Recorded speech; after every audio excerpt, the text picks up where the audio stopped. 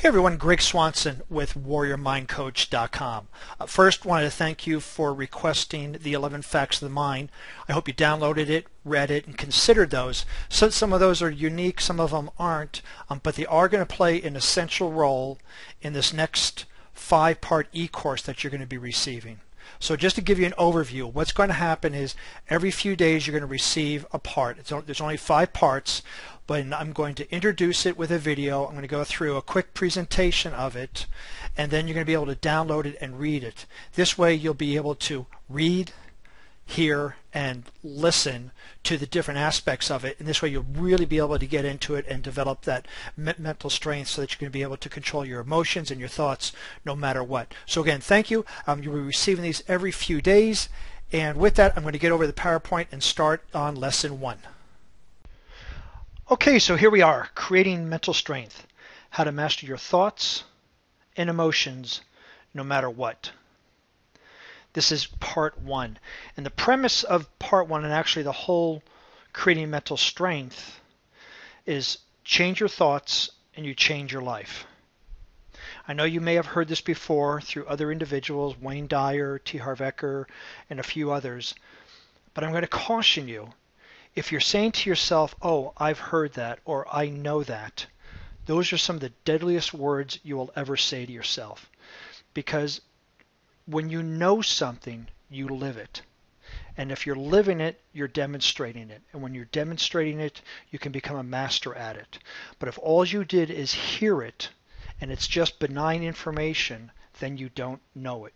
The only way you know something is when you experience it and become a master at it. So be very careful as you go through this course that you say those deadly words, oh, I know that. So what I want to do is get into a little bit about right now is who or what is a warrior. My website obviously is WarriorMindCoach.com.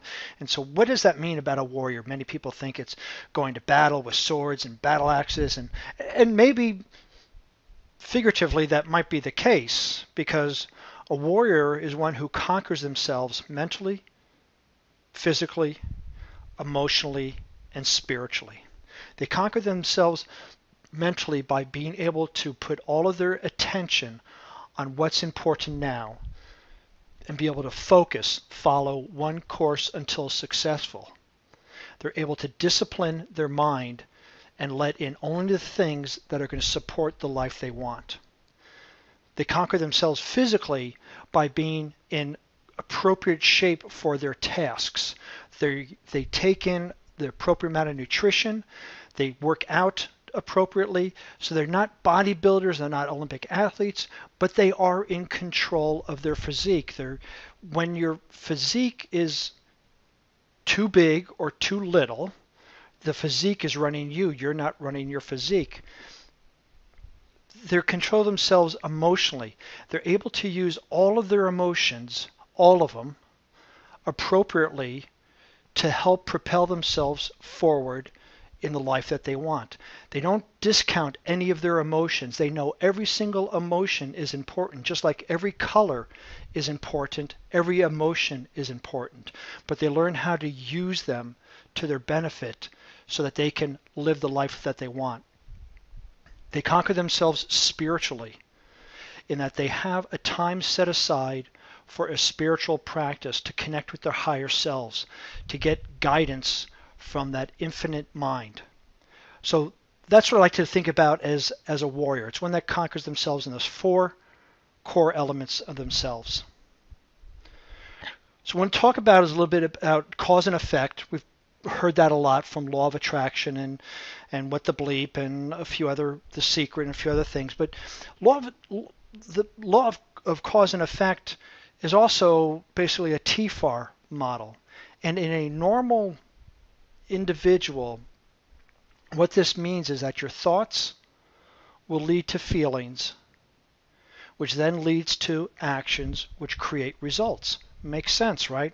We think a thought about doing something, we get a feeling, oh, that feels great, I can't wait till I get that car, I can't wait till I ask that person out on a date, which leads to an action. So you do the action and you get these great results, and then when you get the results you get bigger thoughts, and then you do bigger feelings, which leads to bigger actions. So that's a normal process. Unfortunately, typically, that's not the case. Typically, what has happened is we have been overtaken by our emotions. We have been overtaken by our feelings. Excuse me. In that our feelings now bring on our thoughts. And those thoughts create actions that produce results. When we become addicted to our emotions, we become addicted to our feelings, and our feelings, think about it, our feelings are actually from the past, because we wouldn't know an emotion until we had it in the past. So we have these feelings, and we allow these feelings to create the same thoughts, so they're going to create the same actions, which are going to produce the same results. And this is what insanity is. It's doing the same thing over and over again, expecting different results. So part of this program is to have you identify what's driving you. Are your thoughts driving you, or are your feelings driving you? We want to get back to the normal mode where your thoughts are going to drive your feelings, which are going to lead to actions, which are going to lead to results. But I want to stop here with a warning. Warning, warning, warning, Will Robinson. Well, seriously, if you approach this system and this process with the same mindset and motivation that you used with other programs, you're going to get the same results, right? Thoughts lead to feelings, leads to actions, lead to results. If you take this course very seriously, do the work in it, set time aside to watch the video, set time aside to read it, and do the course from beginning to end. And perhaps there's a challenge in there for a 90-day challenge. Perhaps take part in that. You're going to open yourself up to a whole new way of thinking and action. But if you do this the same one, like, oh, I'll do this later, I'm tired, Dancing with the Stars is on, or something else, or football's on, whatever, and you put this stuff off like you've put off every other course, you're going to get the same results. So come on, get that discipline of the mental, the physical, the emotional, and spiritual, and just take, it's going to be 5 minutes a day, maybe at the most 15 if there's some exercises with it, but do something different to get a different result. So some of the key concepts here in part one is that the mind is a creature of habit, and it's a habit. So it takes your thoughts, take the path of least resistance. So whatever thoughts you have been thinking for the past 5 years, 10 years, 20 years, depending on how old you are, those are the same thoughts you're going to go, because it's the path of least resistance. So knowing that, it becomes your responsibility now to make sure that those thoughts are going to be empowering thoughts, thoughts that are going to help you move to a life that you want. Yes, it's going to be tough in the beginning. It's like making a new path in the woods. It's going to be overgrown. It's going to be tough. There's going to be barriers. There's going to be resistance in the way. But when you can keep making that path over and over again, the mind is a creature of habit. Pretty soon you are going to start to change your thoughts and emotions. So just as water takes on the shape of whatever container it's in, whether it's a glass or a vase or a riverbank, your subconscious is going to take on the shape of whatever thoughts you put into it. And when you read through 11 Facts of the Mind, which I'm sure you did, right, that your subconscious really is the driver of your life. And so when you start holding thoughts of lack and scarcity, your subconscious starts molding to lack and scarcity and gives you lack and scarcity emotions, lack and scarcity thoughts. You take lack and scarcity actions, and you get lack and scarcity results. So your subconscious takes on the container of those thoughts. It's a habit. So it's your responsibility, nobody else's. It's not mine. It's not your significant other. It's not your boss. It's not anybody to change your thinking, to change the way you live your life. It's yours and yours alone. And one of the ways that you can do this is visualization. Now be careful of those words, I know that, or I've done that, it doesn't work. Well, visualization, the term has now become so generic like Kleenex that many people misunderstand it. But effectively it's using your imagination with emotions, with all of your sensory inputs. So feelings, visual, auditory, kinesthetic, olfactory, gustatory. It's using all of those to see and feel and smell and taste yourself into something that hasn't happened yet in the future. Visualization is not just a movie, a silent movie running in your mind. And it's not simply you sitting in the auditorium watching the movie. There are specific ways of visualization that the Olympic athletes, all the great athletes, know how to use it effectively. They know that.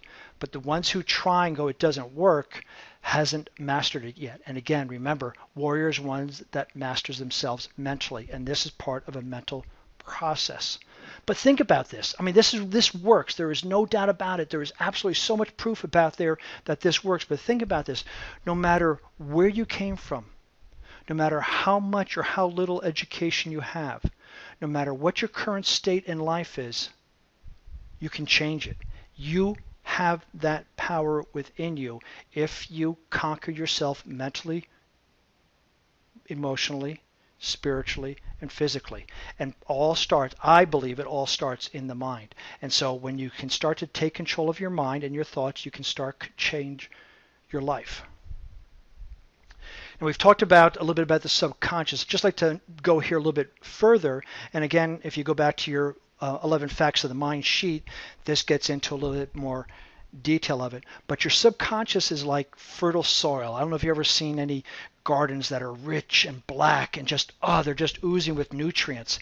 And you just want to plant a great garden in there. Well, your subconscious mind is just like that.